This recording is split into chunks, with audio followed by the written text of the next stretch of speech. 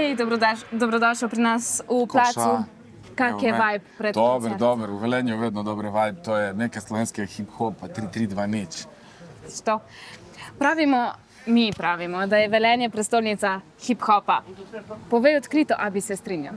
Seveda, to se lepo povedal, razumeš? In Obala tudi, ne? Obala je zdaj nova podružnica. No, kaj pa na Obali, točno, to sem hotela vprašati. Verjetno imate svojo hip-hop familijo. In če omenim Masajo, ki bo med drugim naslednji teden pri nas na festivalu Lakefest. Lakefest, kako sta povezana? Dobro, ona je v bistvu nekako začela takrat, ko sem jaz izdal moj prejšnji, v bistvu 2 albuma nazaj, je bilo z Dinamitom 2018 in takrat je prvič nastopala v živo. Pol sva skupaj malo več naredila par komadov, par koncertov in zdaj je ona, zdaj veš kje, ne? Ampak moram tudi izpostaviti Reto, ki je prišel danes z mano iz Pirana, ki je lih danes izdal komad z Masajo, kliče se Brez skrbi, tako da pejte pa čekirati, Reta Masaja Brez skrbi. In Aksel in Burke, mi kot Komora smo ekipa, ki gura Obalo, plus zdaj so se prebudili malo iz Markovca ekipa, Faker in to, Lupo MC, je naden na Obali za hip-hop. Zasluženo se lahko pohvališ tudi za evropsko turnejo, izključno v slovenskem jeziku. Kakšna izkušnja je bila to, kak problem je bil jezik in kako se je odzvala publika?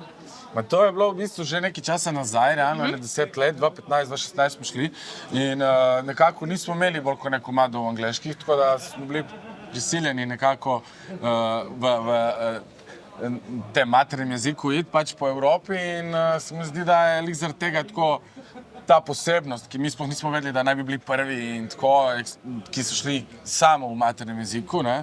Tako da imamo to neki the first, ampak ja, koncerti so bili bolj tako, ni bilo ne vem kaj, ne? Na enih parih smo bili pred skupine nekomu, tudi nekim zanimivost ena je bila ta, da sem jaz takrat gledal po internetu, kako bukirati Europe Tour, ne? Jaz in Burke smo čekirali in smo videli enega Kanadčana, Prem Rock se kliče, ki je razlagal, kako on pač kontaktira te klube in to. In dejansko smo pol bili pred skupino njemu v Amsterdamu, kar je bilo tako full fucked up, da se je tako poklopilo, da je lih tip, ki nam je malo nekako dal, da smo verjeli, da je to možno, pol tam bil z nami, kar je bila njegova, ne vem, 2. ali 3. turneja. Jako je bilo, realno. Takrat sem videl, da pač to hočem delati cel live in zdaj sem tle, motherfucker, s Kunigunda, razumeš? To je to. Hip-hop je globalna zvrst z več takimi in drugačnimi konotacijami. Med njimi pa je tudi slava, prestiž. Kako ti gledaš na ta del glasbenikove poti in kje vidiš sebe? Kaj tebi pomeni uspeh?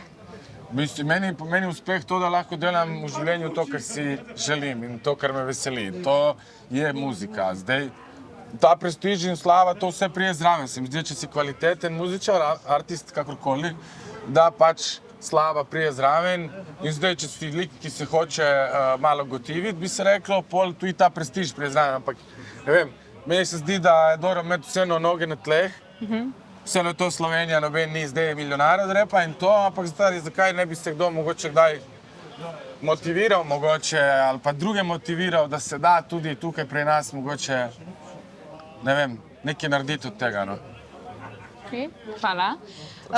Pa še kot zadnje, svet in z njim glasbena scena se vrtita s svetlobno hitrostjo.